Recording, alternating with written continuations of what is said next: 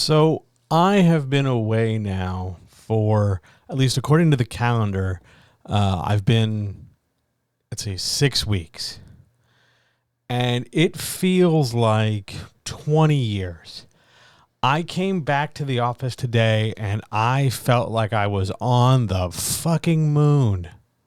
It was absolutely positively the craziest feeling ever because I just had to like clear a path from mail and boxes and this and that and refamiliarize myself with, oh, what does this button do? And oh, how do I set this up? And of course, everything needed an update and everything needed a patch and everything needed to be re-signed into. So yeah, it was a lot. It was just a lot, but it's really, really nice to be back here now. I'm continuing, of course, to straighten up. So you'll hear banging, clanging, papers rustling, and clicking and clacking the entire time as I get things back to the way they should be. And we just have a lot. There's just so much, and I honestly don't know where we left off 6 weeks ago. So forgive me if we take a couple seconds here and just kind of cover some basics. Twitch changed their terms of service so that I can no longer simultaneously hit Twitch and YouTube. They're trying to like compete more head to head and they don't want cross-platforming. So what's going to happen is that writers' chats will be on Twitch and then they will be loaded to YouTube after I'm done. And things like long-form lessons and workshops will be on YouTube, period. So eventually everything will make it to YouTube. It's just a matter of where they start. So, yeah, that's one thing. I'm doing fine. Thank you for asking. It's delightful. It is the middle of the day. I know that is not. It was the newish time we'd been playing around with. It's still a work in progress. So maybe I'll be just talking to myself today, and that's totally fine. We can rip through a couple of these questions, but for now, let's get started, shall we? All right. Just remember what I've taught you.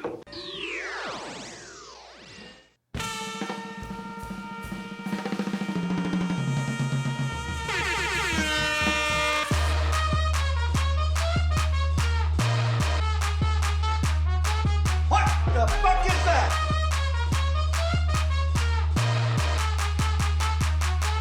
Hey, yo.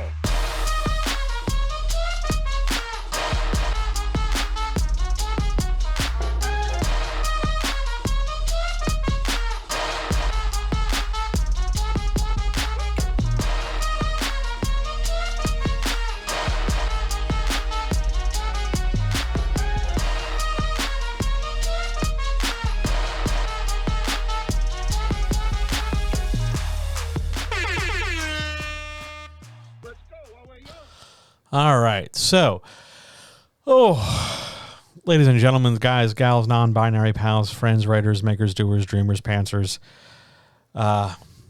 enthusiasts, long-form drivers, longshoremen, truck drivers, tea sippers, phone battery charging enthusiasts, anybody who comes home and wonders why on earth they left themselves such a mess to clean up when they got back.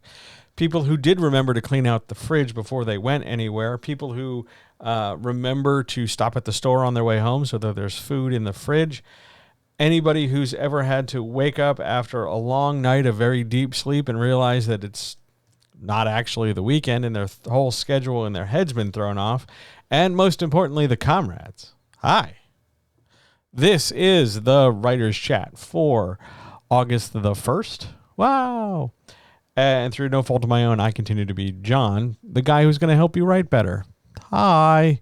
Yes, brand new graphic, brand new background, brand new label, brand new everything-ish except the sounds and stuff, but at least brand new visuals. Let's start the summer or the back half of the summer with something nice, pretty, and polished. If you have no idea what this is, if this is totally foreign and new to you, this is the Writer's Chat, where I'm going to answer questions from all across social media. I have 13 of them today. I'm going to answer 13 questions, And if there's anybody in chat, I'll be happy to answer your questions as well. Basically, the whole point here is to give you a set of tools to help you write better.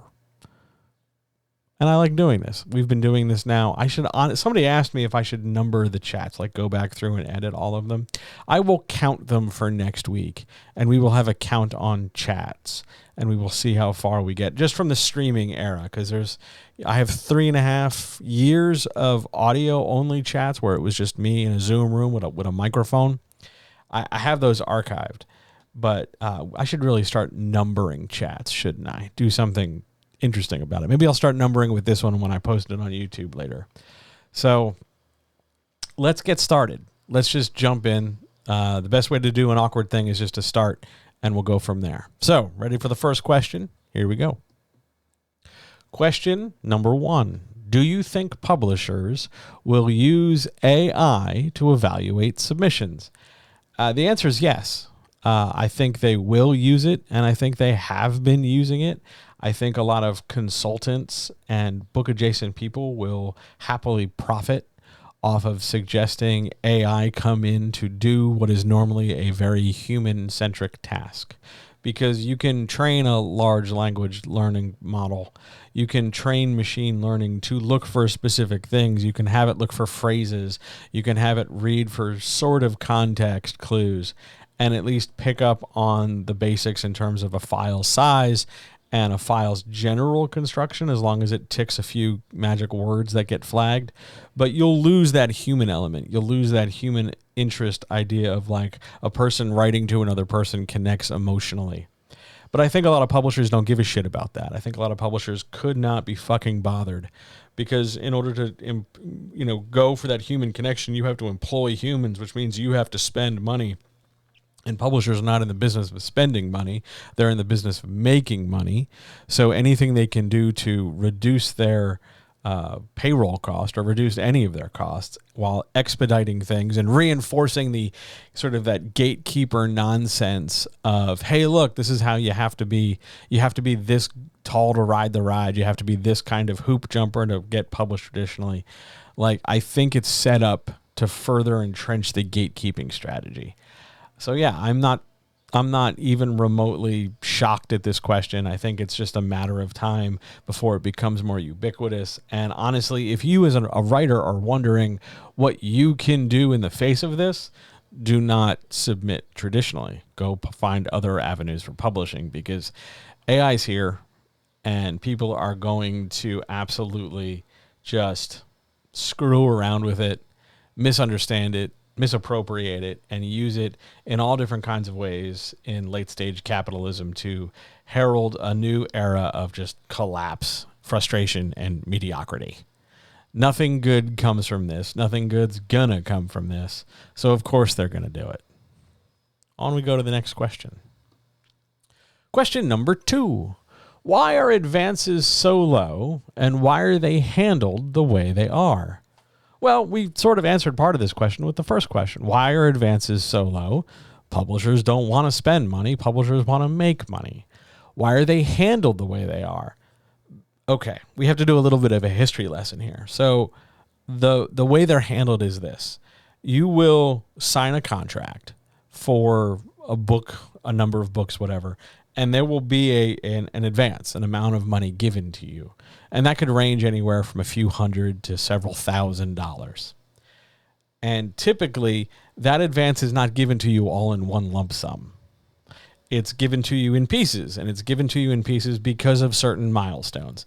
You'll get some the day you sign. You'll get some the day they finalize the manuscript. You get some the day your book gets printed. You get some the day your book goes out for a wide release. Things like that. You have publishing little checkpoints, and on those checkpoints, you get a portion of your advance. So whatever lump sum money the contract has in it gets divided up into any number of pieces of whatever number of size.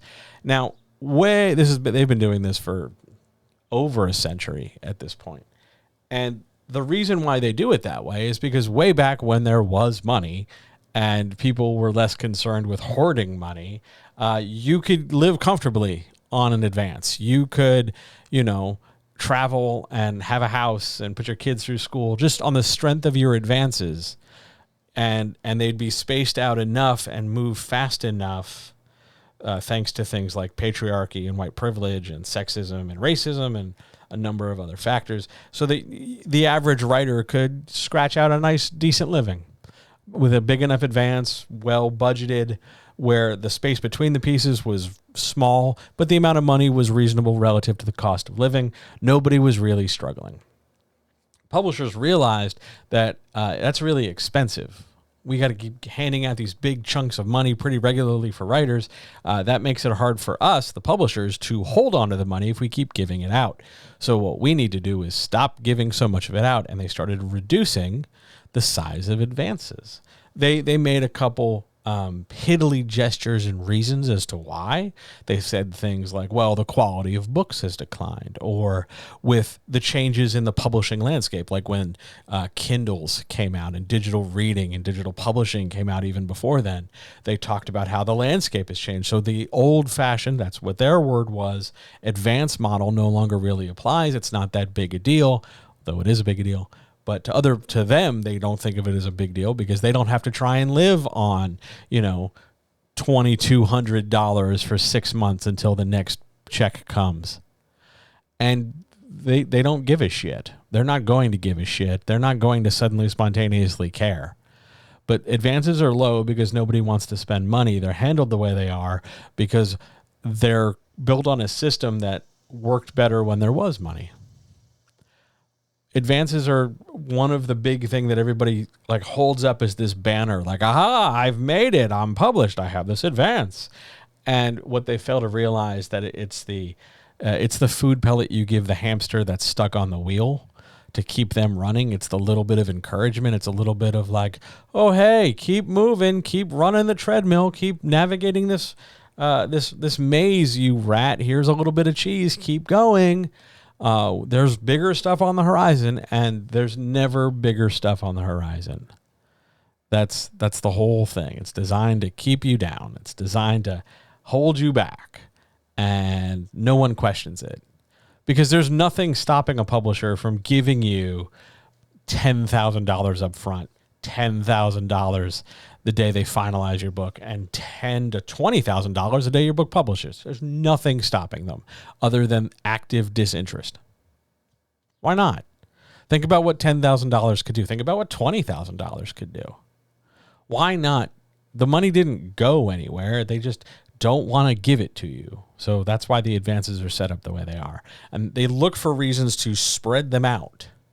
Oh, well, we'll give you a chunk of that advance when we finalize the book. Then all of a sudden you find that there's more and more weeks and more waiting and more email silence when it comes to finalizing the book. Be careful. Be really careful in traditional publishing waters because the house is very much rigged against you and they've handed you loaded dice.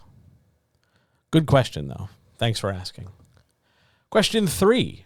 What do I think the next genre to be made cozy will be? We had talked about this a little ways back about what cozy horror is, and we talked about cozy romance and cozy mystery. Cozy, if you don't know, cozy is just the idea that there's much lower stakes, much simpler story construction, generally just a lighter, I'm making air quotes, lighter caliber of read.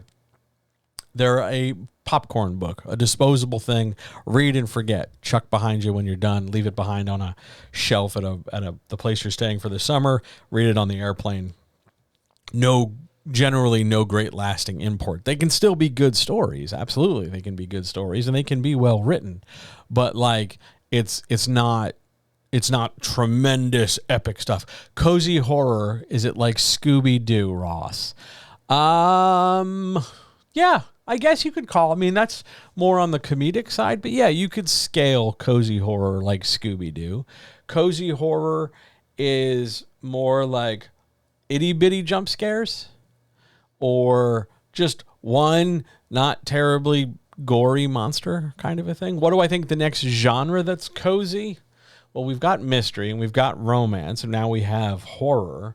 I honestly think your next cozy is probably going to be women's fiction or new adult science fiction. I think we're going to cozy or try to create cozies in areas where we can't otherwise normally define the story, like new adult, like women's fiction, that kind of thing, where the definition and the exactitude is really nebulous. Like, well, I know it when I see it, but I can't really tell you what to like put in your thing to make it that way, because publishers don't want to get definitive. That way they can always say yes or no accordingly. So I think you're going to see cozy sort of invade those spaces and act as kind of an umbrella or a safety net for stories that are okay, but because they're not pushing larger emotional agendas, because they don't have something to say, because they don't push a big theme or anything, I think you're going to see cozy as like the protective element, the prophylactic element, where it's like, well, yeah, I'm writing new adult, but don't worry, it's cozy. And all of a sudden, cozy new adult sounds trendy, which means people will flock to it. So I think cozy will probably move to women's fiction and then new adult, just general fiction thereafter. I think cozy will take a while before it gets to like science fiction. Mainly because science fiction writers are really aggressive. I think that's the politest word for it. Aggressive in their defense of who and what's going on. They really want to like hold the line, stand strong against the invaders, whomever they might be. So I think it'll take a while for science fiction to get cozy, but I'd look for it in women's fiction next. Do I think it's a bad thing?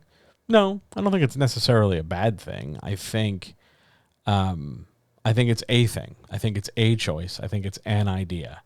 I'm not a fan, but that doesn't mean it shouldn't exist. It just means I don't go out of my way to read that stuff.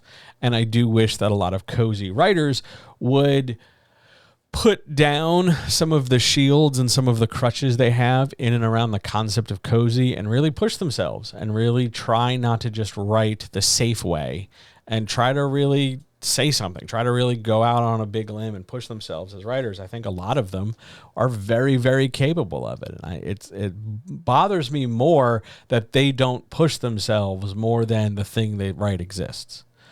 Anything can exist. Go ahead. Fill the shelves with tons of stuff. Just it should matter more.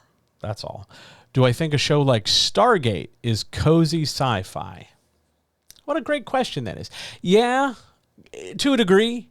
I think the TV show more than the movie. I think the TV show, as it got more episodic, as it rounded off some of those rough edges, and it just became about, let's go in a portal and, wear period costumes for 43 minutes, then jump back in the portal. And the dangers are kind of expected. Oh, the portal's not working. Oh, there's a bad guy.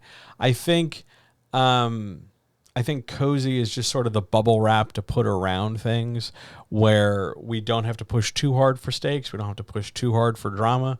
It's there, but it's muted. So yeah, I guess especially the later series of Stargates, because I know that there's more than one Stargate on TV. I think those later shows got much cozier.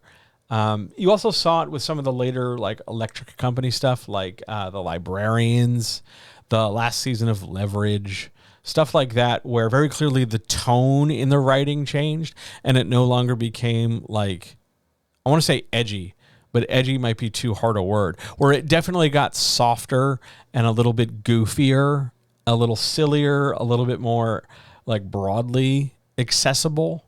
I think that's where things start getting cozy. At least in visual media. The rules for cozy in fiction are just lower stakes, primarily. But yeah, I think Stargate, the later TV shows, would qualify as cozy sci-fi, but most people, I think, kind of forgot about the last one or two Stargate spinoffs. I have vague snapshot recollections of commercials on the Sci-Fi Channel for them, but beyond that, I don't think cozy's really like dunked into sci-fi the way it has for mystery or romance. Good question, though. Since there are people in chat, hi, Chad. It's good to see you guys again. Any questions about anything?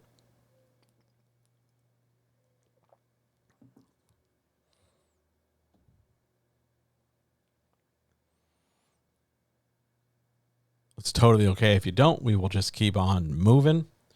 The tea today, I'm so glad you asked. The tea today is Chinese green tea. Where did I get this? I got this from Sam's Club. I want to say this is just simple green tea from Sam's Club. It's not bad. I needed tea. I'm in the office today, but I'm not in the office for a lot of the rest of the week. So I'm just going through pantry supplies today while I'm sitting here. It's not bad. It's minty. It's keeping me moving. I'm satisfied with it. I haven't written in. Oh, so here's a good question. I haven't written in about 3 weeks. What's the best way to get back on the horse and find the fun in writing again? All right, well, mouthful of tea first, then I'll answer your question. Haven't written in about 3 weeks. Okay, that's fair. No problem. The best way to get back on the horse and find the fun in writing. I'll tell you this. Why are you writing? Putting aside, I have a contract. Putting aside, I have other people counting on me. Putting aside the external pressures, right? We know they're there. We know those are things, but they're going to be there no matter what. So for the moment, we just have to deal with them the same way we deal with the weather or a need to wear pants or existential, larger external things. They're just there. But that doesn't necessarily address or at all or completely why you do a thing. Like, you could not write next week and take the streak to 4 weeks. Why do you write? If your answer is something like, I enjoy writing, I like writing, that's fine. But now it's time to push in a little bit. Now it's time to dig in a little bit deeper. Because it's not just enough to be all, well, I like writing. Because there's loads of stuff I like that I haven't done in a couple weeks. I like playing a variety of Zelda games. I like trying to make, odds and ends musical stuff for different chats and videos and stuff. I like doing that stuff. I haven't done it in a while. But liking a thing isn't enough. And while that is something we can shorthand and tell ourselves, we need to push in. We need to dig in a little bit more. So why do you write? Do you write because you want to create something and you want to see it in the world? Do you write because you have this picture in your brain and if you don't get it out, then like your brain's going to leak out of your ears? Do you write because you are driven to be a storyteller? Instead of viewing things in terms of fun, not fun, which is a fairly limited element because eventually it's going to get not fun when you get to writing something hard and then you're not going to want to do it anymore. Instead of thinking about it in terms of, well, I can only write when it's fun, write instead because of that reason most central and core to you. I write because I ... fill in the blank. Find that reason. Verbalize it, express it to yourself. It doesn't really matter if you tell other people. It's for you and you alone. So what is it that gets you creating and telling stories? Not when you feel most inspired, not when, the planets align or this shit happens or that thing happens.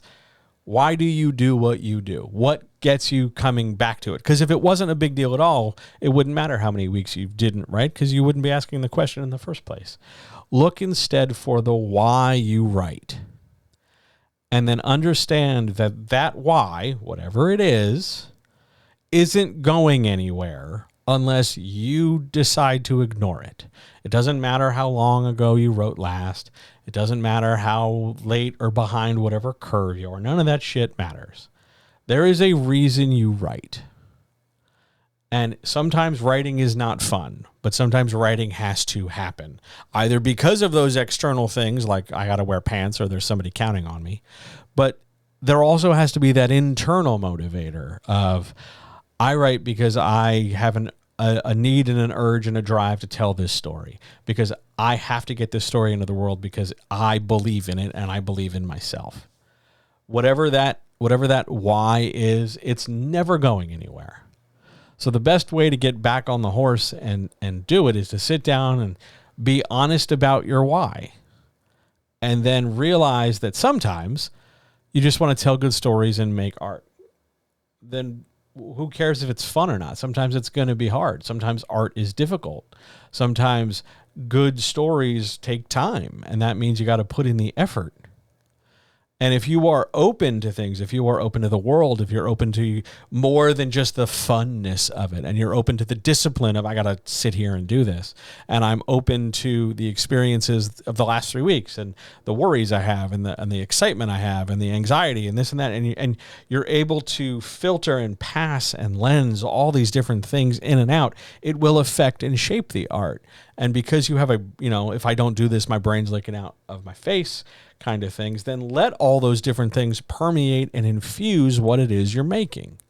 Sit down, get real clear on the why you're doing it. Realize that the hard thing that's making it difficult is the momentum you feel in not doing it. The inertia needs to be gained. But once you get back to writing, it will be fun again because you will be doing a thing you like doing and preventing brain leaking.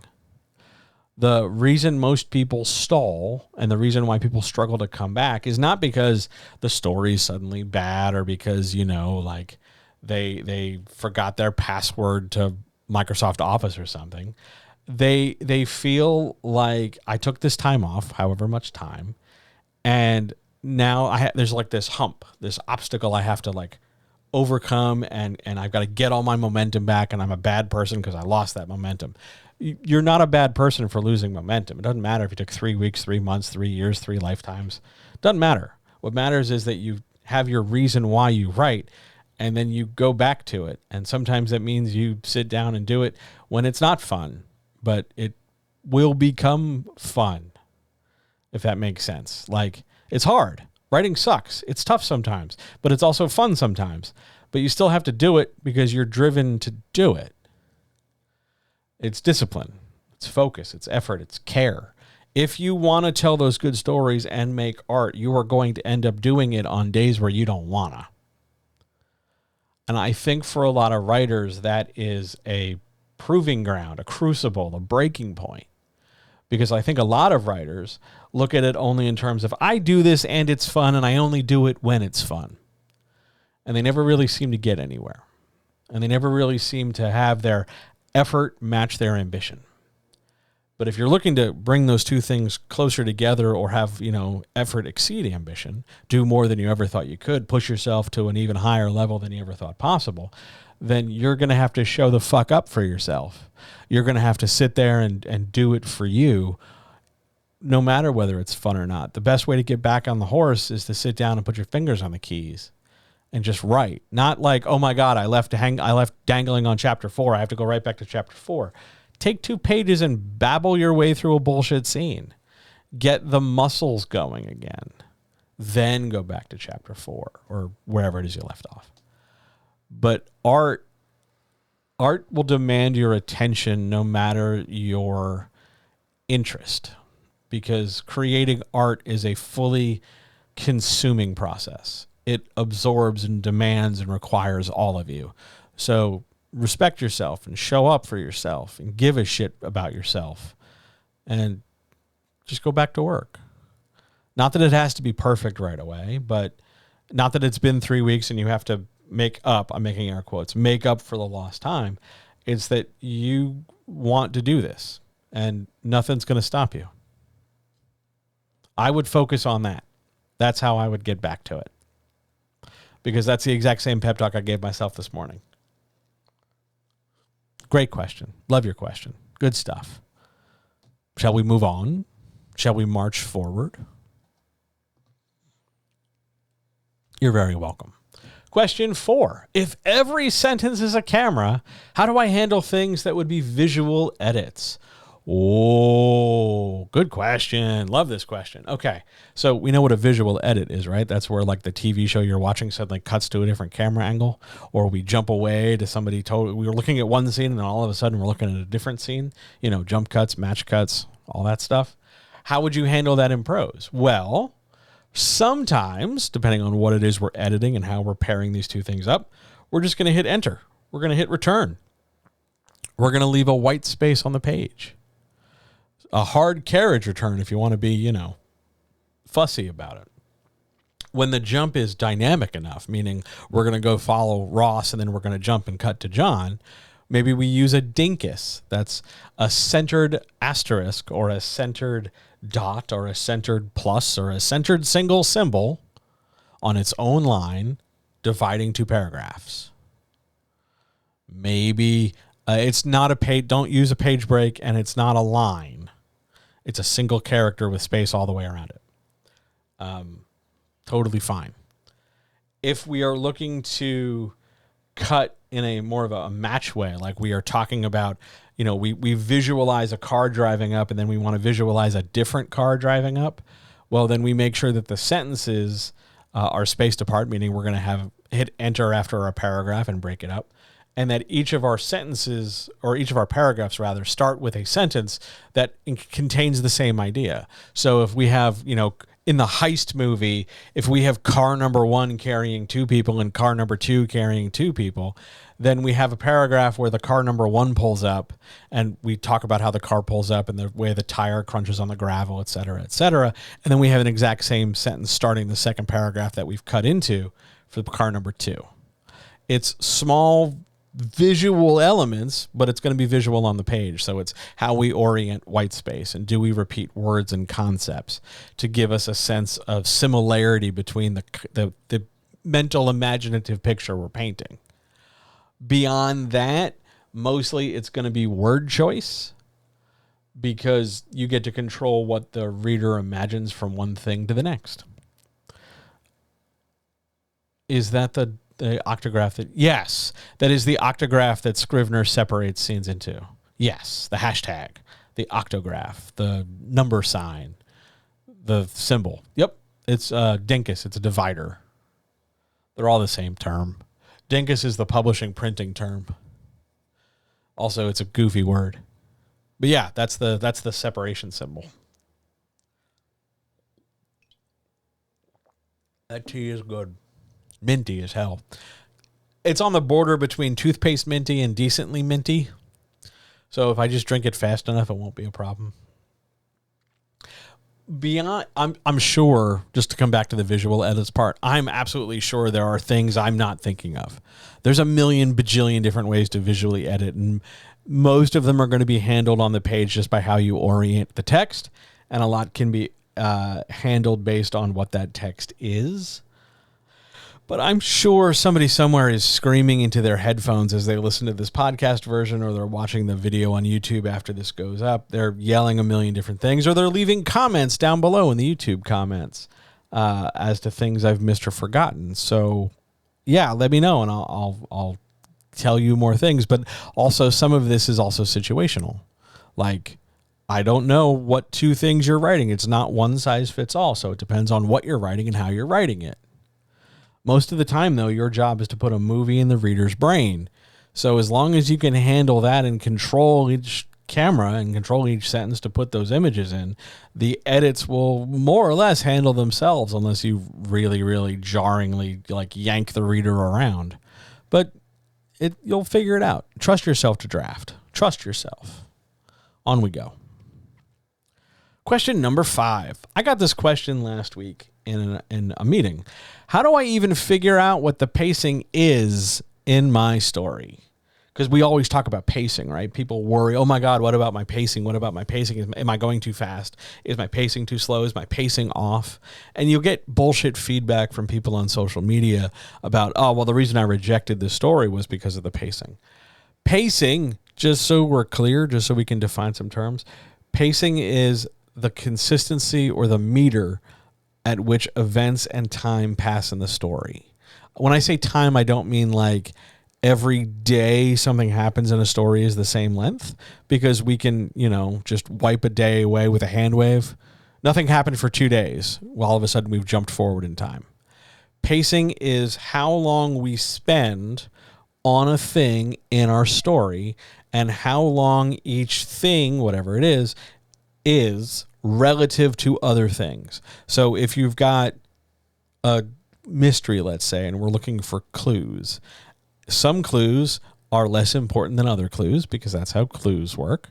So the clues that are important and unimportant, because we don't want the reader to immediately figure everything out, spending time with clues is roughly the same size. Action beats are more or less the same size, but as we get deeper into the story and the stakes mount and things become more dangerous, maybe we spend more time with it. Controlling how long we go with each thing in our story talks about how important that thing is supposed to be for the reader. So if you have a scene where two characters are talking, and they're talking and talking and talking and talking, and it goes on for many, many pages, even if there's other stuff happening in between all the lines of dialogue, but let's say you've got multiple chapters where it's just these two people yapping before we even move forward down the plot chain.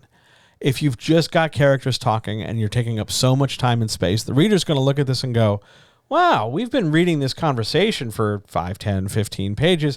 This must be really important shit, whatever it is. So if you have really dull-ass conversation, as so many stories often bloat themselves with, and you're spending 10, 15 pages on it, you're just eating time. It's filler. It's chuffa. It doesn't need to be there. And you slowed your pacing down because we've just taken up so much time, taken up so many words, taken up so much space on what is functionally unimportant. And then it just takes forever to get to the next thing, whatever it might be. When I say something like that, somebody out there has one of two very distinct reactions. One, they freak the fuck out about everything, and they make all their story stuff uniform. All my scenes need to be roughly this many words or this many pages. Doesn't matter what kind of scene it is, it's going to be this size. And they try to smush all the variation of their story out and create this uniform, boxy, there's this. Everything is 5,000 words. Everything is this many pages, et cetera, et cetera, et cetera. No matter what, they freak out. Or two, and this might actually be my least favorite choice.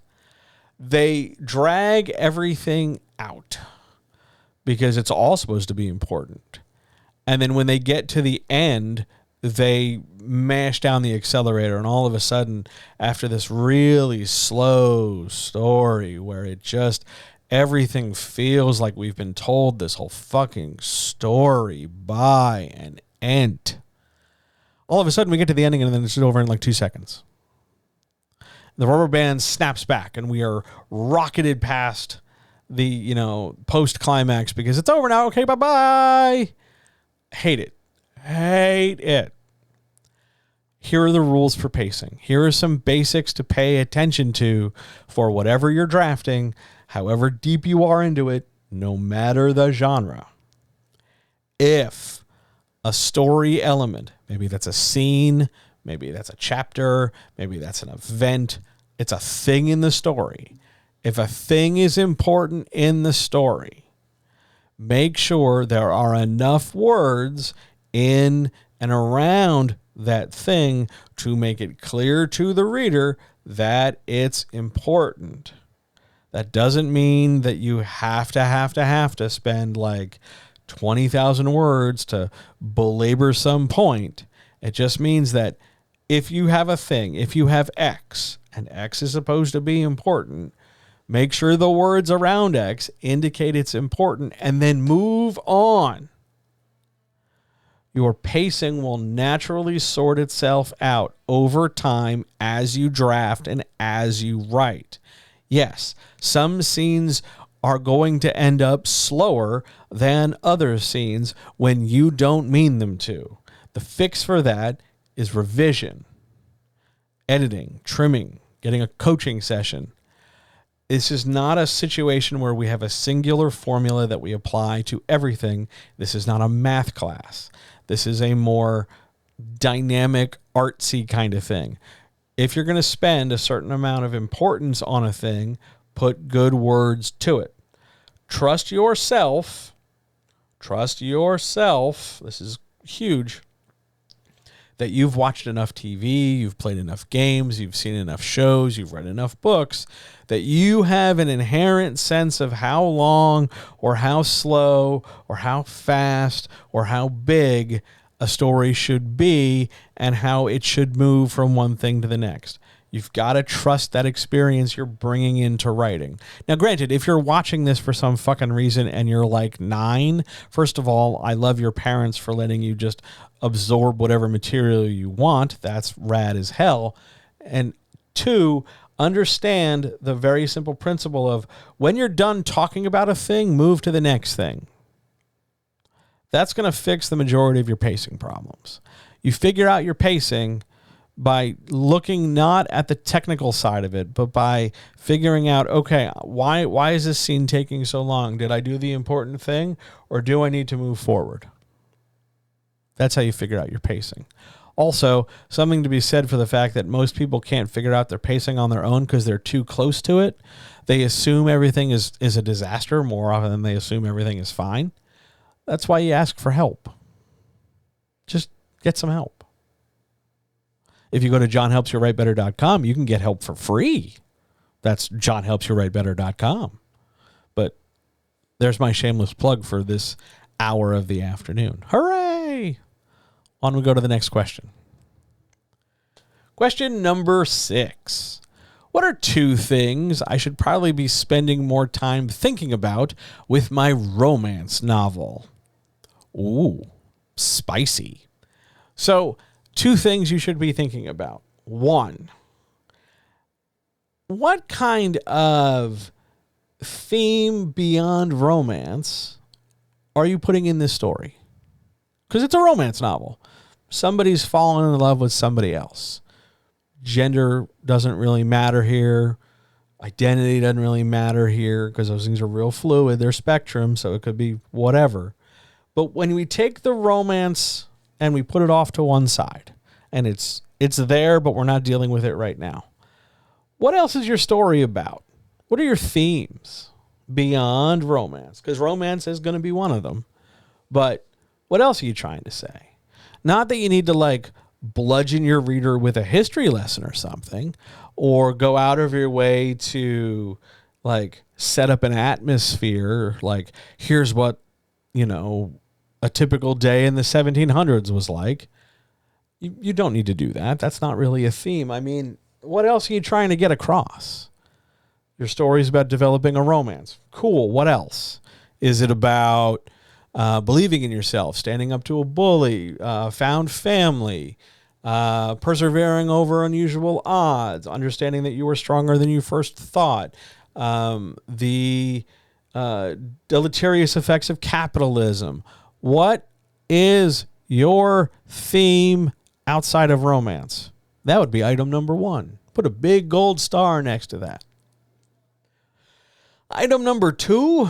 Oh, let's see. Item number 2. Are you taking too long in your romance? Like in the progression of your romance, are you starting off real slow and then all of a sudden like hyper accelerating? Like we took many, many scenes and many, many interactions between our romantic peoples before they had their first physical romantic encounter. And then all of a sudden, next thing you know, like they went from like furtive glances and maybe kind of sort of, are they into me? And oh my God, I think they're cute. And oh my God, are they really into me? And ooh, they looked at me today. What do I think? Oh my God, we're holding hands. Holy shit, we're holding hands too. Hey, you want to go have like this massive group sex orgy for 2 chapters? How are you organizing the romantic relationship of your story? Is it reasonable? It's okay if things accelerate very quickly, like, oh my God, I held your hand and tomorrow we're going to make out. Yeah, that's a thing that happens. People hook up all the time. Great, delightful. But if you spent all this time in space demonstrating to the reader that this is a slow burn and we're trying to get this sense across of like, will they, won't they, will they, won't they? And then all of a sudden the will they turns into, what do you mean there's an elephant and 33 people in the room? Well, that's a bit big. We've suddenly added way too much stuff. Be careful with how you dispense or portion the physicality in your romance novel. There are way too many romance novels that spend a lot of time and place in like this weird space where it's like, the usually female in a hetero romance novel, usually the female lead protag is sitting there like, oh my God, I don't know what I like this person, but I just can't seem to like express myself to them. But then like they have this flashback or something to a scene where they were totally like having an aggressive sex scene. And now they're over here trying to justify their feelings for the new hunky guy in the book. And the mismatch between like sexual aggression and sexual pursuit versus, oh my God, my feelings. It's really jarring. You don't want to fall into this yo-yoing trap where we're snapping the reader back and forth from, well, is the character conflicted about how they feel, or is everybody just looking for like a new way to bend their legs and stretch their hamstrings because it's go time? Romance novels probably deserve a whole other additional workshop. If you're looking for a good romance novel workshop, go check out the YouTube channel. There's a whole nice one on there. We should totally do more. Like 60% of my business is romance novels. I kind of sort of know what I'm talking about. It's worth your time investing and checking them out. On we go to the next question. Are there any questions from anybody in chat?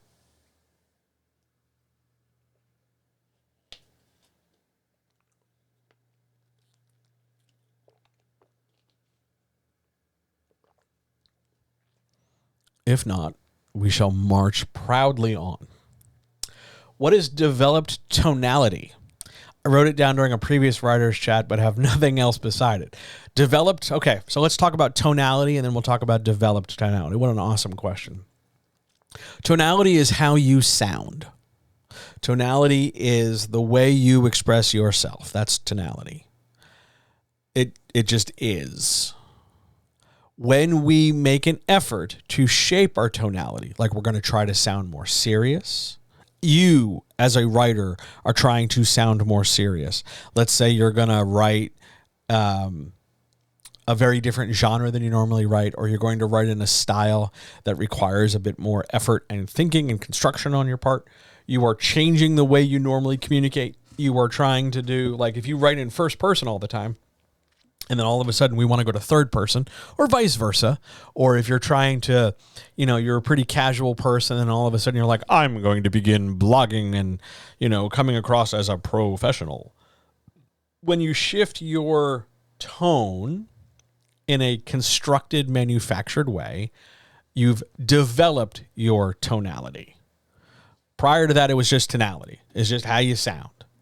But when all of a sudden you attempt to do something where you've sounded like you've tucked your shirt in, or gone the other way and untucked your shirt and just been like, previously I sounded like this, but now, man, I just sound like that.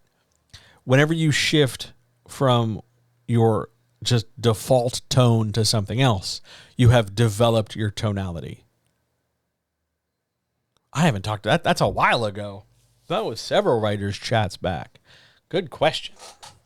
The value in doing that, if you're asking the value, is that sometimes, depending on your audience, depending on your style, depending on your book, it may help you to construct your story, even in part, in a developed tonality. Like if you're doing an alternating point of view story, maybe it's a romance novel, maybe it's an action story or whatever, and we're jumping back and forth between two characters. If one character sounds like you because it's just you, and the other character sounds very formal because they're the third lance corporal of the division or whatever, then they've tucked their shirt in and they're saluting everybody, so they're going to have a very developed tonality. Whereas like you, the regular civilian, are just going to be like, oh shit, the robot apocalypse, and go from there. Make sense? It's a great question. Really awesome question. Love that.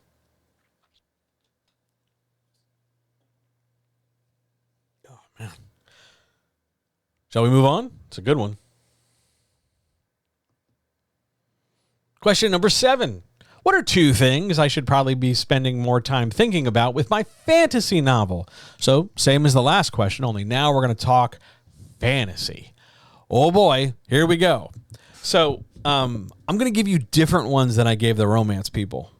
So, for your fantasy novel, this one's going to be pretty general.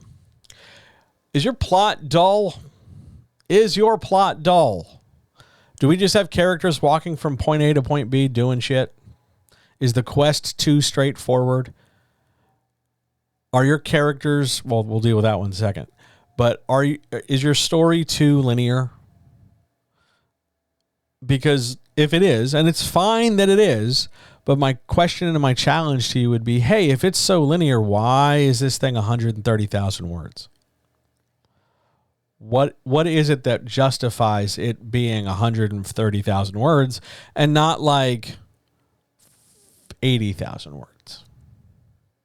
Other than the fact that you just really, really love to write funny scenes. Like, is your story too linear? Could we mix it up a little bit? Could we vary the structure of our story to give our narrative some more oomph?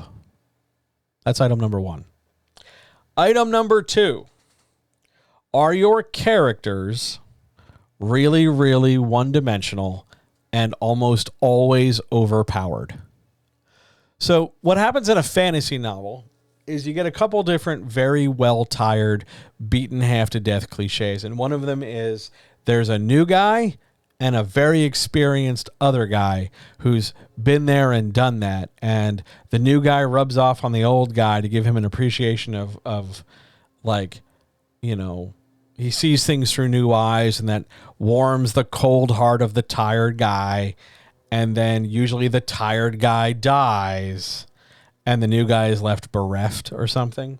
Or everybody is just at peak maximum skill. The wizard never fucks up. The thief is like the greatest thief ever, or they're like hyper snarky comic relief, or like the priest is maximum holy and never tested. Everybody's always operating as much as possible at 100% effectiveness. That's really boring. That's grotesquely dull. I understand that this is a fantasy novel and you're trying to be engaging because you want people to pay attention that, oh my God, they're fighting a 6-headed minotaur. Cool. But it's more interesting if people aren't perfect. I don't care if they're made up people. I don't care if this stubbled ranger with a troubled backstory is really the forgotten son of a long-lost kingdom. Oh, God. Don't care. What I do care about is why can't this guy miss? What would happen if the wizard, sneezed? What if the priest who's supposed to be communing with their deity for daily power suddenly looks at the world and notices that there's inequality in a world where the deity keeps telling everybody that they're equal? What would that do? Variation and a lack of perfection make for a more interesting story.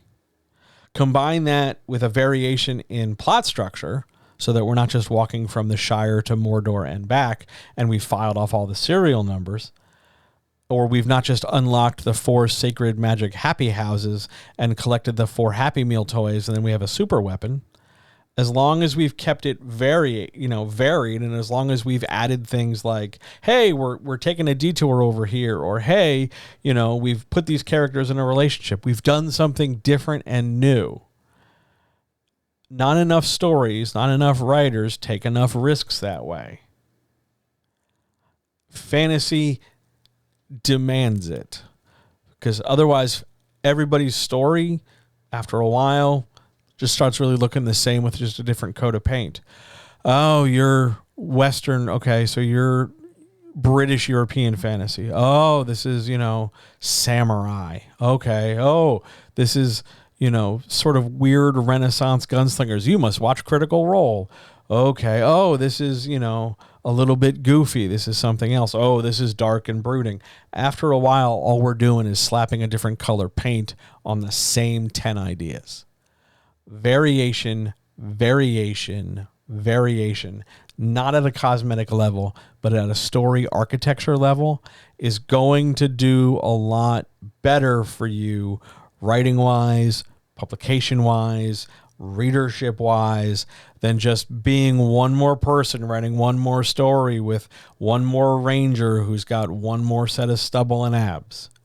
Variation, variation, variation. Great question. Question 8, Threads or Blue Sky, or is it Blue Ski? I'm going to call Blue Sky. Threads or Blue Sky as a writer? Hello, American question asker, because outside of the US, Threads is a no-go. The EU has massively banned Threads on a number of reasons. I think privacy and GDPR requirements is the biggie. It's possible that there are others, but yeah, it's not everywhere. It's nice that you've assumed that how things are for you is how things are for everybody else, but no. So Threads goes off the board because it's not truly universal, which leaves Blue Sky, which is fine. But Blue Sky is new. You still need the invite code. You still need to juggle a few things. I'm on Blue Sky. It's in the upper corner over there. I like it. A lot of furries, a lot of dicks. But good other, like if you're willing to navigate in and around some uncomfortable, like, oh my God, I wasn't expecting that kind of material. It's fine. But in terms of you being a writer and being on it, my question is going to be, why are you on it? Are you on it because everybody else is? Are you on it because you're looking for butts? Are we looking to have different conversations with different brands? Because that's all Threads is. Threads is 10 million what used to be sponsored tweets talking to each other. You can observe Oreos talking to Wendy's, talking to Cinema Blend or whatever. Like, it's weird and surreal. But why are you on these platforms? What are you trying to do? If your answer is, I'm just trying to sell my book, go sell your book in person somewhere. That's too generic an answer. Why are you on these platforms? What is it you are looking for?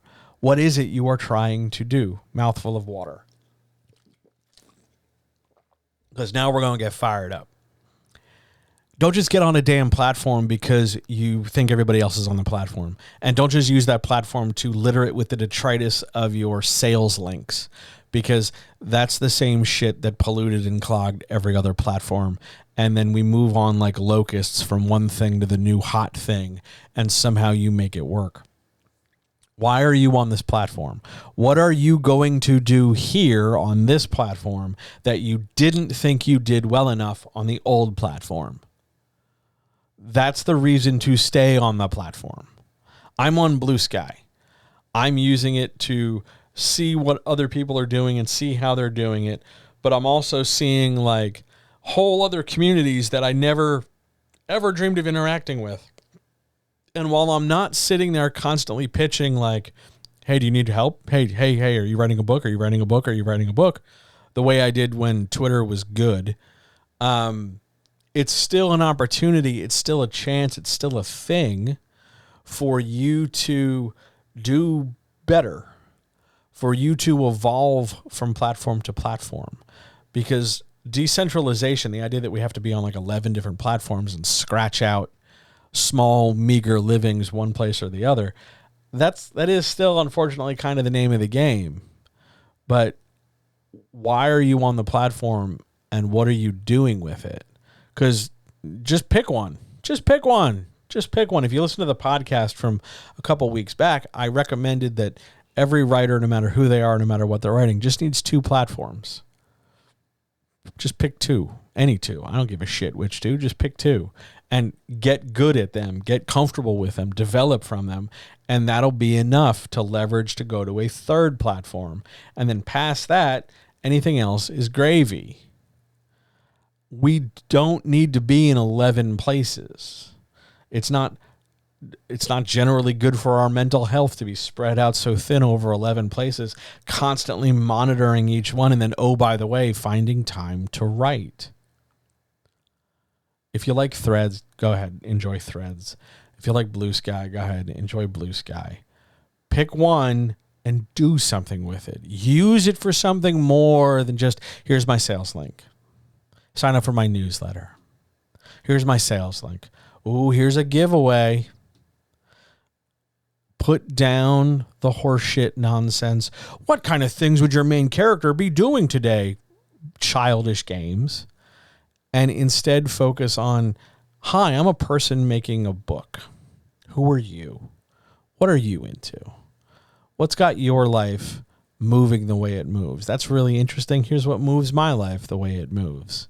How can we help each other? Not just how can we exchange monies for different things, but how can we genuinely build a connection between the two of us?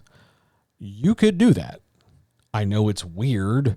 I know it's odd. I know it's a little bit freakish because we're supposed to be on these platforms to sell our books, to slap our marketing shit all over the place. I'm telling you to do different. Doesn't matter to me if you go Threads. Doesn't matter to me if you go Blue Sky. If you're on Blue Sky, come say hello. You're on Threads. I think I'm on Threads. Yeah, I'm on Threads. It's currently chewing up my battery.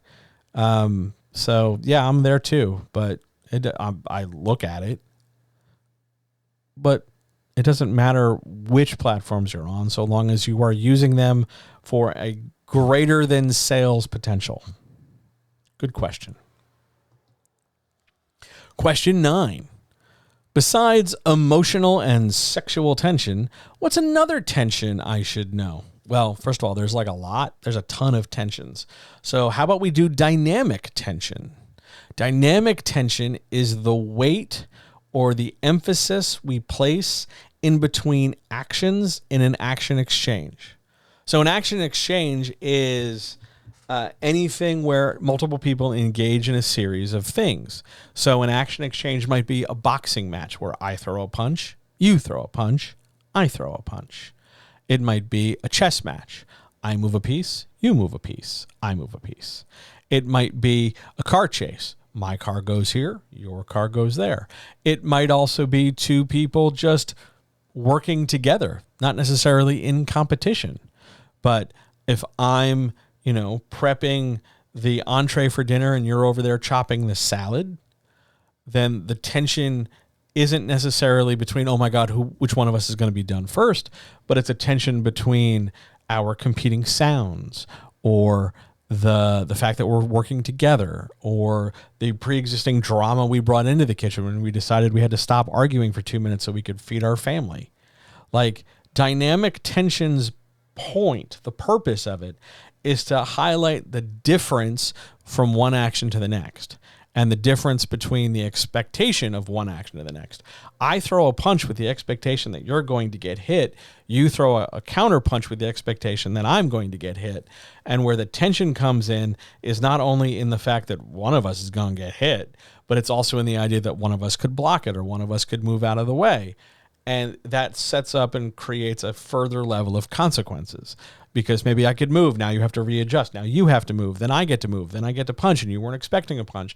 And all of a sudden we've brought a lot of vitality to things. Dynamic tension allows for movement in a scene. It picks up momentum, whether that's actual characters moving. I step here, you step there, like we're dancing. Or maybe it's more just the idea of like, well, I'm doing this. I'm talking into this microphone and you're taking notes. And the tension is you trying to keep up with me speaking. The faster I go, the faster you go, the faster I go, the faster you have to write down these notes, versus you having questions and trying to keep them in your head so that when I catch my breath, you can ask your question.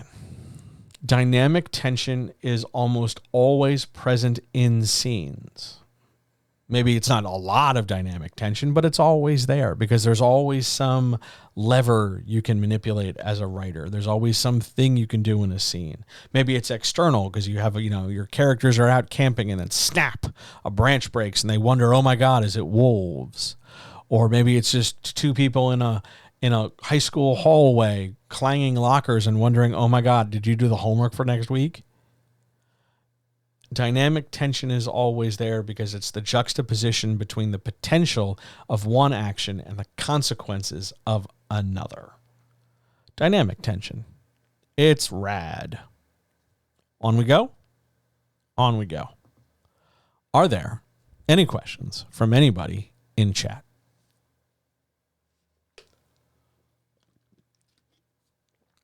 Hello, more people who just showed up.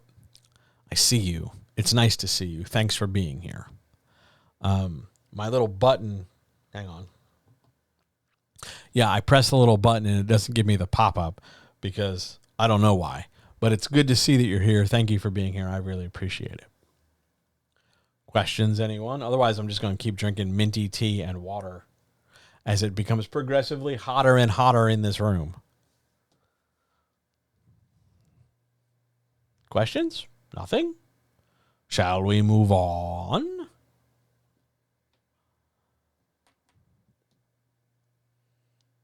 Were there other? Let me just skim real quick, make sure I got the questions out of my inbox. Blah blah blah blah blah. Let's see. Anything? Yes. It's all good. All right. On we go. Question 10. How should I market new adult science fiction fantasy? That's NASFF. How should I market new adult science fiction fantasy? Well, first of all, this is like the first how should I market question I've had in a while. So thank you for asking it, because these answers are usually pretty comprehensive. So buckle up. Here we go. You can market new adult science fiction in one of two primary ways. We can market it as new adult more so than science fiction fantasy, or we can market it as science fiction fantasy ahead of it being new adult. We're not saying to change the story. It's just that we're going to talk about one set of things ahead of another set of things. You don't necessarily want to do both equally, because then you're kind of straddling the fence and you're limiting your options by being a little bit too passive, playing a little bit too safe. So you get to pick and choose. So we're going to cover them both. If you want to market it, let's do science fiction fantasy first. If we want to market it on the strength of its science fiction fantasy, you're probably going to talk about plot or world building ahead of character, or you're going to talk about world building and character ahead of plot. Maybe just character, but it's unlikely that you'll do just one thing. You'll probably grab two parts of the story triangle and build from there.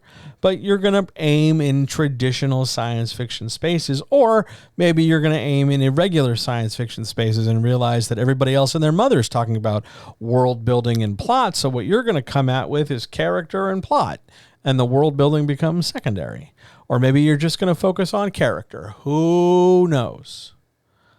But you're going to grab those elements that you think you can most strongly reach an audience with. So you're going to do that through things like, I have the most different ways of expressing points about the character because I know the character really well. So I could talk about the character in this direction, and I can make them sound this and make them come across like that. Not just highlighting what it is they're doing in the story, but in a way that makes them approachable and appreciable as fully fleshed out characters. There's somebody down on their luck who's taking, one last shot at success. There's somebody who has been burnt in the past before, and now they're looking to love again. Whatever it might be, whatever dimension or angle you want to give this character, you are positioning that front and center ahead of all the other elements. Maybe your world building is complicated because it's a desert world and the only way to survive is to have Timothée Chalamet and Zendaya jam things up their nose. Maybe it's an ice planet where everybody has to survive in little ice caves. I don't know. But you find your most key, what are called central elements, the things you could talk about in a number of different ways all the damn time if you were left unattended at a house party. Oh my God, you guys, I made this character, and I'm not going to bore you with the backstory because that's not the point, but I'm going to make this character feel vibrant and fully dimensional to you. Here I go. And then you can rattle off a ton of shit. Or, oh my God, I've got this story. It takes place in this world, and here's the world. Not the lore and backstory of the world. Are you sensing a pattern yet? Not the lore and backstory, but just to make the world feel engaging. I'm only going to tell you this, and this about it. Oh my God, my plot, rather than give you the lore and backstory, I'm going to simplify my plot down to one single question. I'm going to simplify my plot down to one conflict, one sort of challenge. What would you do if you didn't know if every beverage you drank was poison? Find some element of your story somewhere and be able to frame it in a way that makes it sound like, holy shit, that's cool, is the only response someone would want to give you. And then do that for a couple of them. Usually in like, do the big ticket stuff first and then pare down thereafter. Like, holy shit, here's Dune and Worms. And then move down to, oh, by the way, it's really a fascist story. But we pick and choose our big stuff and work our way down so that we have multiple tools, multiple options, multiple crayons in our coloring, in our box of crayons for our coloring book, so that we can come and tell the story in a number of different ways. That's how we market the science fiction fantasy first. If we want to go the other way and we want to market the new adult first, you're going to take some of those same elements, but now you're going to tint them. Now you're going to color them slightly differently. Now we're going to give them a different look and feel and vibe, because now you're going to lens it through the idea of new adultness, which means more or less thinking about what it was like to be older teenager into college and immediately in that post-college age where you're supposed to have your life figured out, but no one ever really has their life figured out. And it's everything is sort of known, but still sort of new. How can we filter our story that way? How can we take a look at? Let me think of us. How can we take Buck Rogers? That way, we're not talking Star Wars or Star Trek or Dune or something. How can we take Buck Rogers and turn Buck Rogers into a new adult? Well, what if Buck Rogers was sort of stuck being Buck Rogers because his parents signed him up for a space travel of the month club, and the next thing you know, he gets stranded somewhere. And all of a sudden, we get this extra layer of tension, not just with aliens and robots and everything else, but we get an extra layer of tension about, like, I'm being part of a thing I didn't sign up for. I'm part of a thing and I'm in over my head. You look for the most relatable, appreciable, new adult part, whatever it might be, and you put that front and center in your marketing. So that when we bring in the giant, 6-armed orangutan monsters or the, chinchilla people who build awesome spaceships, it's still interesting, but it's no longer, we're not living and dying by somebody's appreciation of chinchilla aliens. We are living and dying by the fact that you built a character that on some level a new adult reader can relate to. You pick and choose the primary major lenses you want people to look through to view your story. For me, I've always, now this is a me thing, not necessarily a you thing, but a me thing. I've always had better luck aiming for new adult first and science fiction second, especially when new adult comes into play. Because if you were just doing adult science fiction fantasy, you'd have to get more specific in terms of what it is you're marketing and how you're marketing it. Because comparing, 22 different flavors of slightly different Lord of the Rings quest story gets tired quickly if we're just talking about it in terms of there was a prophecy and then something has to go from point A to point B. We want instead to find different ways of coming at a story in that encourage and lead our reader, let's say, to say, holy shit, that's amazing. I never thought about it that way before. If you can get there, your marketing will pull itself together pretty consistently. Good question. Oh boy, howdy, question 11. Big mouthful of water time. What's wrong with using AI to design a starting point? Yeah, that's in quotes. Starting point for my cover, so I can commission an artist to finish it. Well, there are a number of things wrong. Here we go. How about, for starters, that AI, whatever you've used, stole someone else's art, their finished art, so that you could turn it into a starting point. So you are already working with stolen, plagiarized material. Somebody else made that thing, and they're not getting credit. And you don't know. It's not original. It's somebody else's. It'd be one thing if you saw the original and were like, that inspires me. But even then, you wouldn't lift their whole thing in order to be inspired by it. So item number 1, you're working with stolen goods. Item number 2, it is intellectually lazy as fuck to let AI do anything within like a 30 to 40 kilometer radius of your work. Because if you want to have an artist work your cover, bring them the most amount of free space and notes and ideas possible. Not like, hey, I got this started for you, finish it, because no artist wants to come in and get your sloppy seconds. But what you want instead is, hey, here's what I need. I was kind of thinking, like, could we have like a spaceship on fire with like a skeleton playing a guitar as it crashes onto a jungle planet? You know, like, you know that moment in Mad Max, but could we just put that like on a spaceship that's crashing? Or what if everybody in Lord of the Rings was dressed like a 90s stoner? Who knows? Something. But rather than have AI do the bulk of the heavy lifting and then have your artist finish it, because finish is a very misleading idea, you're cheapening the talent and work of your artist by giving them minimal agency and minimal appreciation, because AI stole in order to make the base of your work. It's lazy, and you're lazy. You're lazy for thinking that AI is going to help, because really, what's your goal? What do you think? Let's spin this around. What do you think you're gaining by using AI? It's saving you time, and what else? If your AI is a starting point for your cover, then the artist doesn't have to do so much. So were you not expecting to pay them so much? So now, in addition to being lazy, we've also figured out that you're cheap?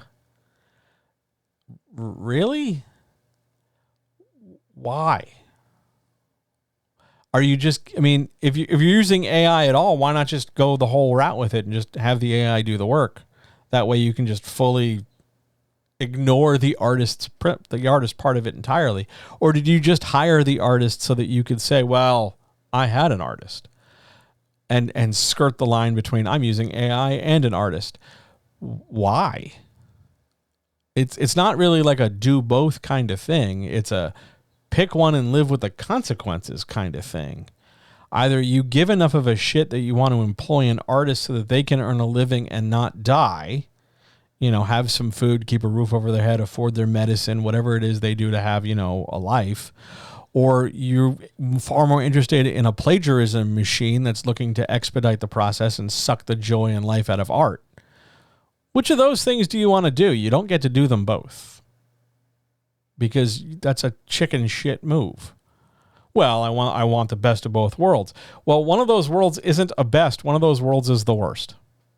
You could argue that both are the worst, because the artist still has to hunt and peck and scrape by to get, you know, the basics of survival, because we could instead provide everything for our artists and celebrate them and give everybody, you know, thousands of dollars just for fucking free. But we decided that can't possibly be how the world works, because capitalism or some nonsense.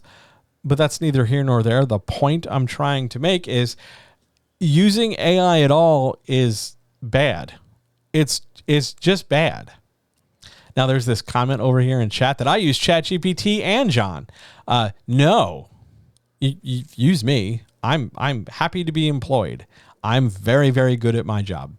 ChatGPT is not very good at its job. It's not like, it's not Stockfish. You know, Stockfish is a chess computer. Stockfish is you know, like Grandmaster of Grandmaster. It's playing at a mega high level. It's pretty damn infallible, at least when it comes to chess. But you wouldn't ask Stockfish to like write you a sonnet, because its job is to come up with chess moves. Whereas to have a sonnet, you have to have a soul and some kind of like humanity.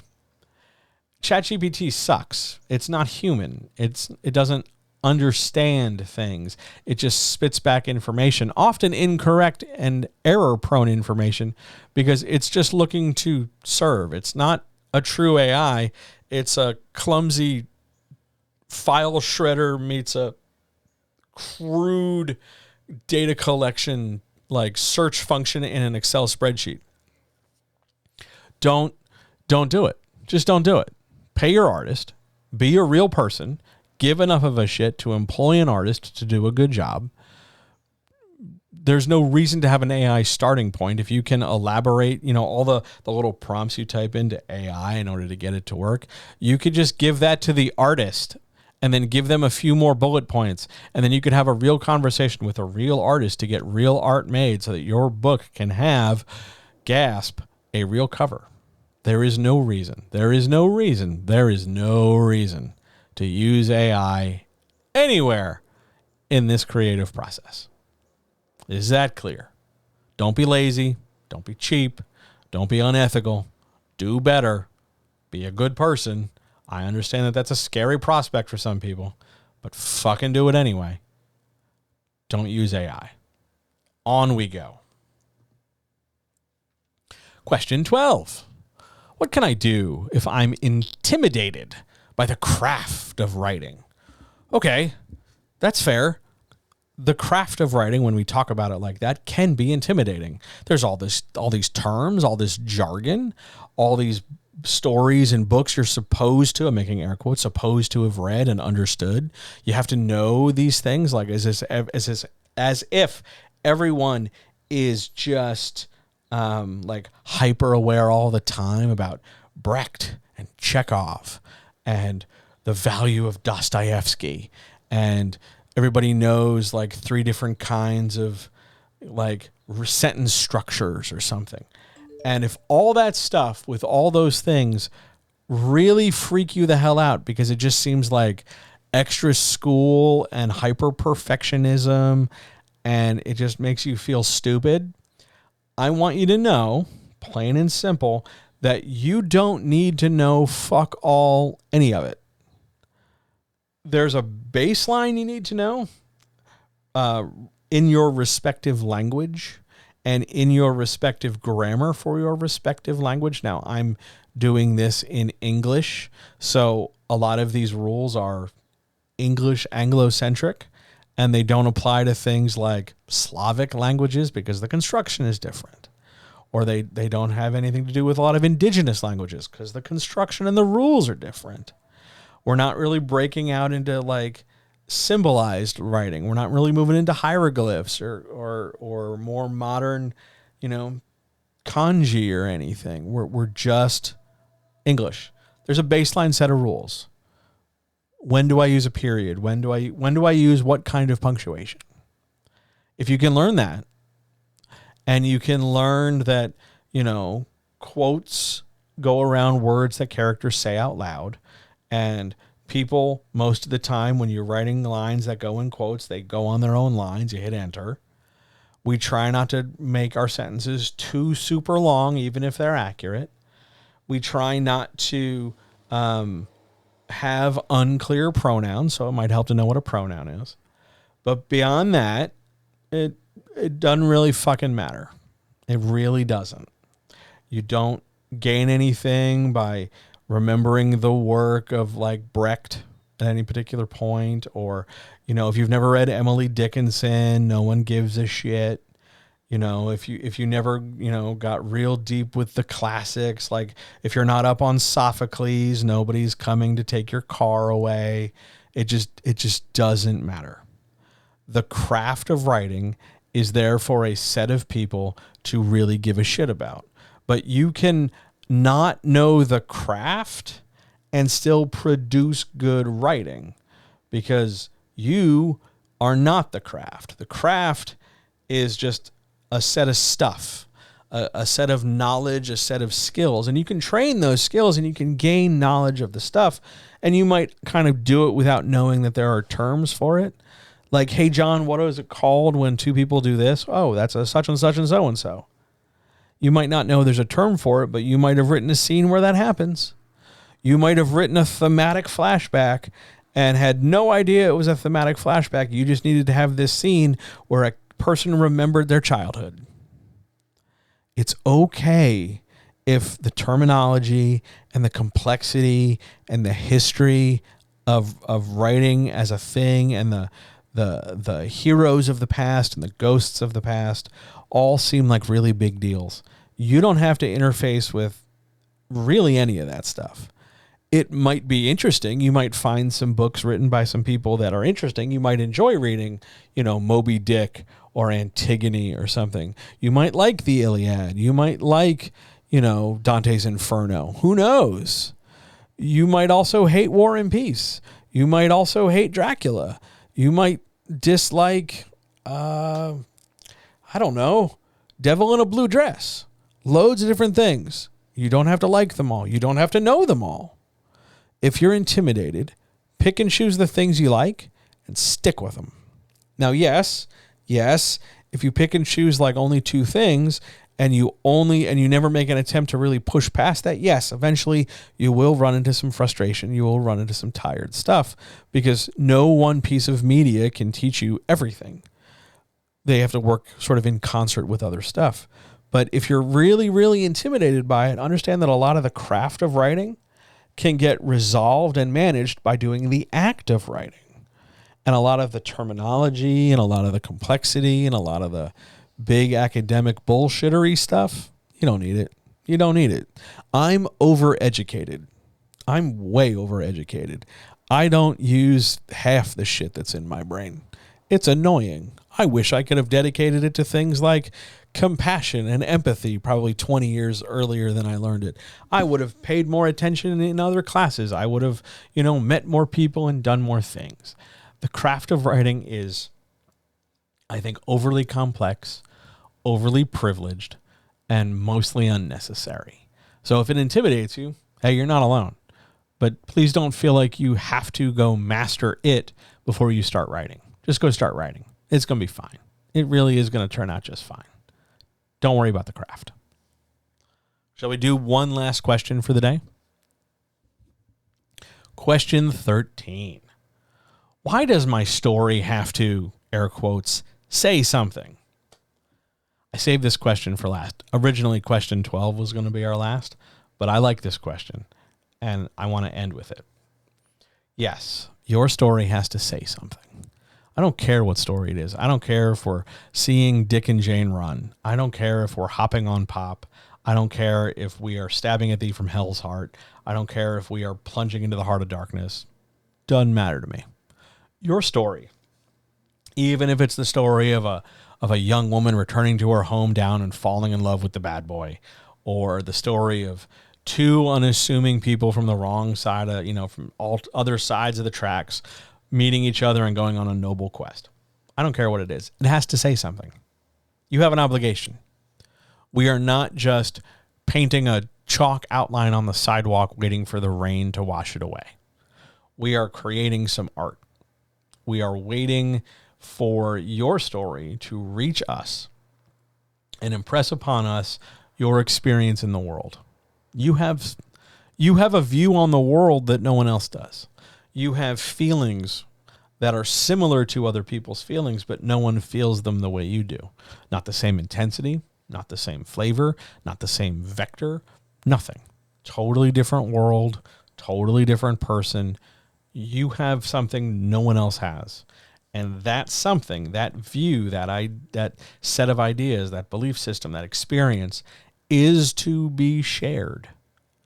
Because when we all share that experience and we all communicate it and we all produce it so that other people can value it, not evaluate it, but value it and appreciate it, we grow closer together and collectively we are capable of great things because we give a shit about each other. Like, we went to the moon. I don't care if you want to wave flags and point at like whose dick is bigger. We went to the moon. We painted on building ceilings. We sculpted stone. We crafted temples and glorious palaces to, albeit destructive, monarchs. But we've made the world and shaped the world for reasons because we gave a shit. And the more centralized we become around economy and income, the more focused we get on little digital numbers and little lines going up, the less we focus on what are you really saying. Because it turns out that when you focus more on views and followers and dollars and clicks and links and backlinks and traffic, you lose sight of the fact that there's a person on the other end. And they came to your book Not because they had $4.99 burning a hole in their pocket. They could have bought a snack with that. But because they were looking for an experience. They were looking for something to move them, to stir them, to satisfy them, to please them, to arouse them, to interest them, to make them imagine something, to give them something to think about. You have that potential. You have that ability to do that. This is why we write in the first place. Way back at the beginning of this about 90-minute thing so far, we talked about what's your why. Why do you do this? You do this because it is your life, your view on things, your word choice, your knowledge, your experience that can reach out wherever you are to wherever they are, build a bridge between you and somebody you don't know and improve their day.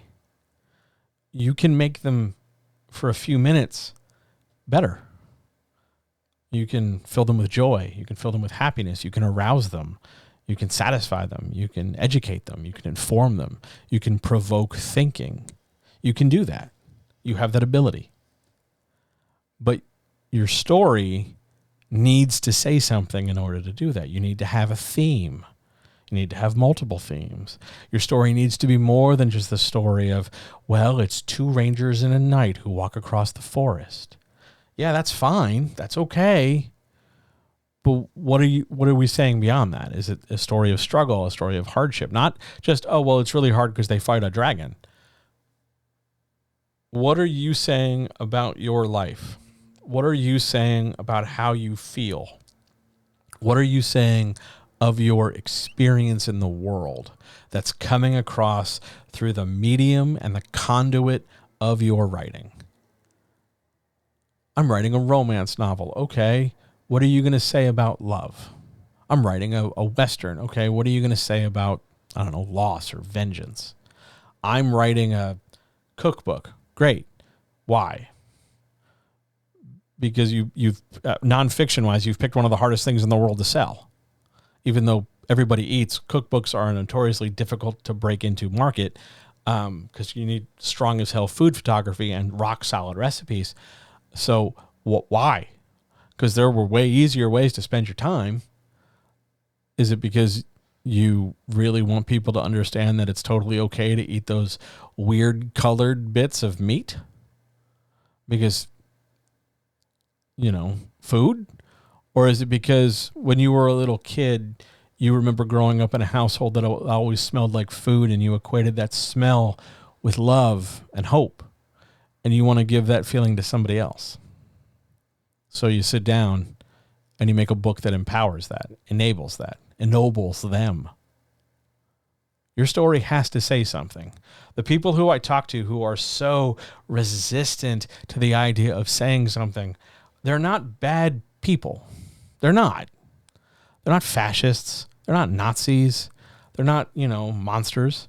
They're just people who haven't yet become intellectually or emotionally curious. And they need to be. You need to be.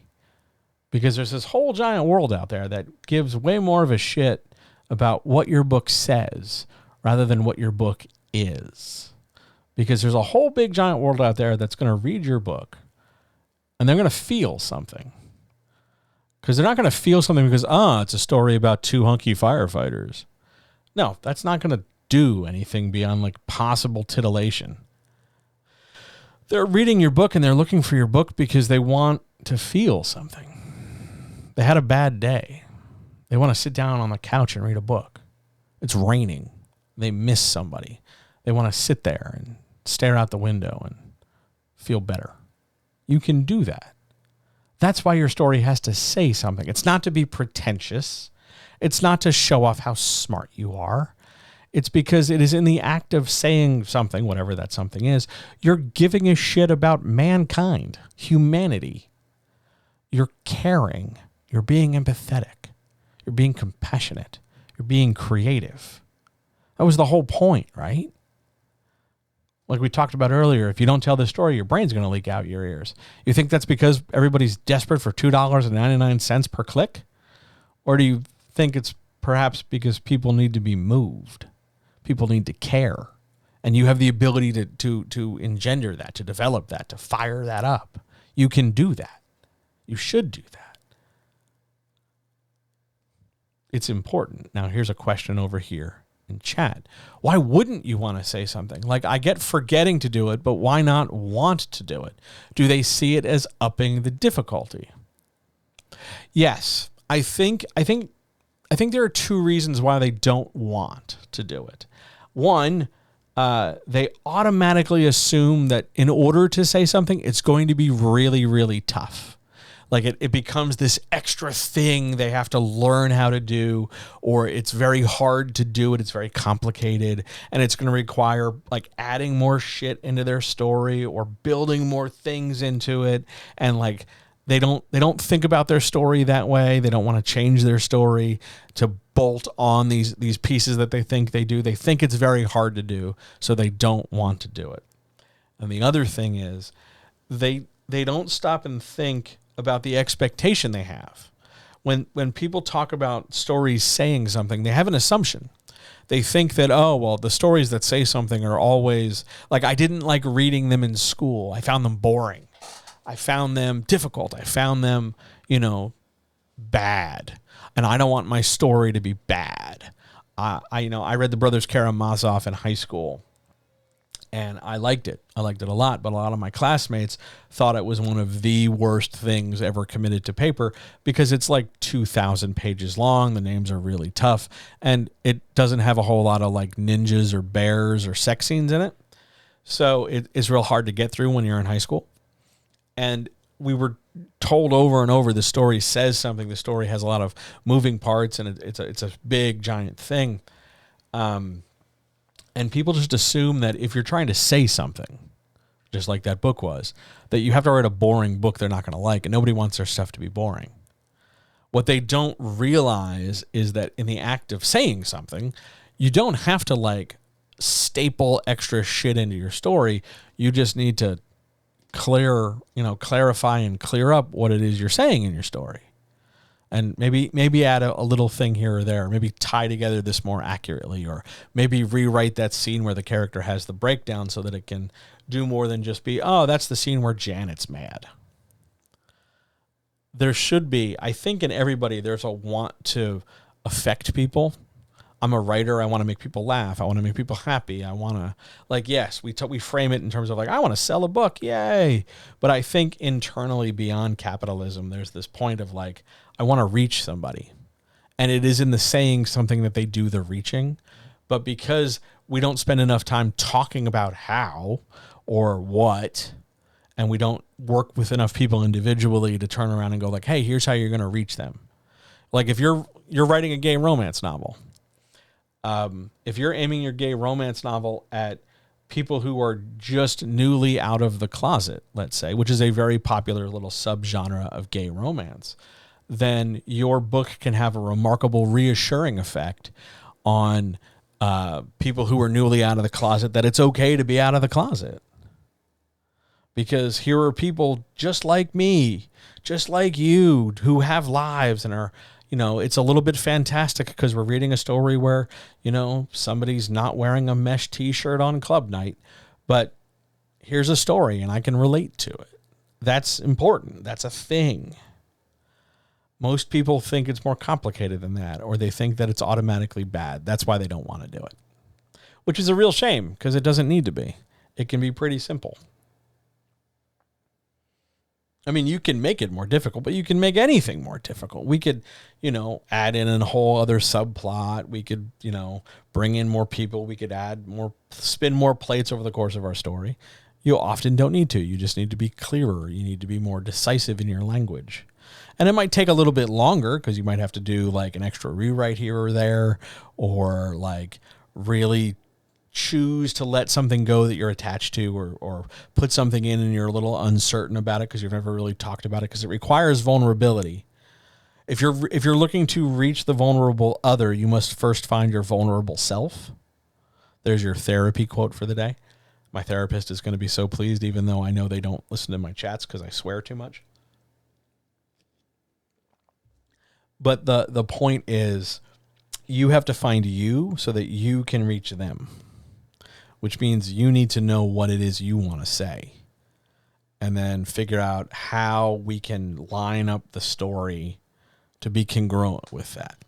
And that's hard for a lot of people because it's scary, because you might not have the first clue what it is you want to say because you don't sit and confront yourself. You don't sit and do the moment. Thinking about themes gets you close to saying something. Yes, themes are the first step. What is a theme? What theme will this story have? And then you take the next step, which is, okay, I have selected my theme. Now I'm going to explore my thoughts around this theme. I want to write found family. Super popular theme. So that means I need to stop and look at what I know the definition of found family to be. And then I need to look at my experience with the ideas and concept of found family and go from there. And that's the hard part, because you can define it. You can just go look it up right now. Google it real quick. 1, 2, 3, get a definition.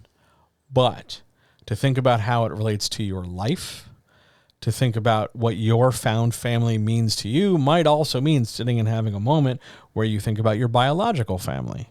And all of a sudden you realize, like, that's dysfunctional. I'm getting away from that. I'm uncomfortable thinking about that. And I much prefer this family I have now. And the potential for that discomfort, oh my God, that means I might have to start thinking about that shit, is enough to scare people off. So they don't do it. But your story has to say something. We how do I say this? In traditional publishing, the drum gets beat a lot for you got to have a theme, and it is a box to tick. Do you have a theme? Yes, no. If yes, okay. If no, rejection. And it sort of stays at that surface level because, well, traditional publishing are dinosaurs, and digging any deeper means the animals have to evolve, and they're not interested in doing that. Also, it would require more careful reading on the reader's part, the publishing reader part, and they're not fucking doing that. So what they do instead is just make a blanket statement. The rest of us, mammal kind, we dig deeper because we're looking for something more than just, does this tick a box? Which means you have to do more than just tick a box when you're writing it. It's hard. And a lot of people aren't interested in doing the tough stuff. A lot of people want to do the middle of the road stuff at worst and rest and recover and take it easy from there, because they also don't want to examine why their life is hard in the first place. The answer is capitalism. But they don't want to push themselves in those deeper emotional waters out of fear. That's why it doesn't happen. Amazing stuff. One of my favorite things to talk about, especially now with clients, where we can stop and be like, okay, what's your story about? And they'll tell me the plot. And I'm like, no, what's it about? Like, what are you saying? And sometimes they go like, oh, this is what I'm trying to say.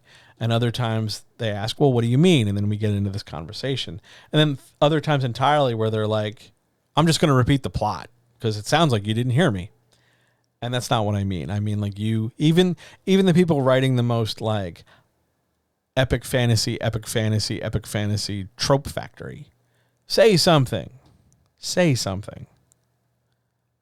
Push yourself just a little bit to connect with somebody else through your work, not because of the elves and the dwarves and the chainmail and the dragons, not just because it's a slightly sexy, passionate story, not because it's just, oh, there are ghosts in my murder mystery, but because you are a human being crafting art to reach other human beings.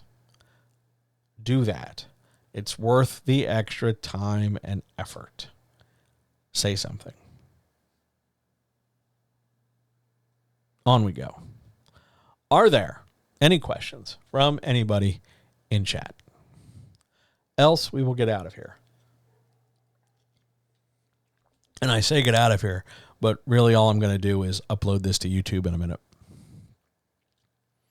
I am displeased that Twitch changed the terms of service so that I can't just do both with one button click like we used to. That was pretty great, but it'll be nice to upload. So there's that. Questions, anybody?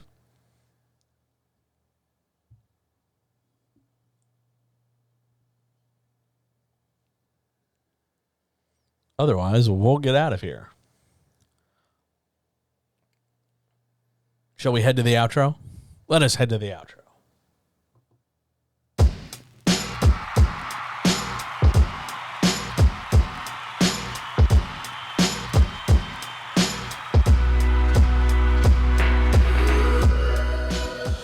Well, we're back.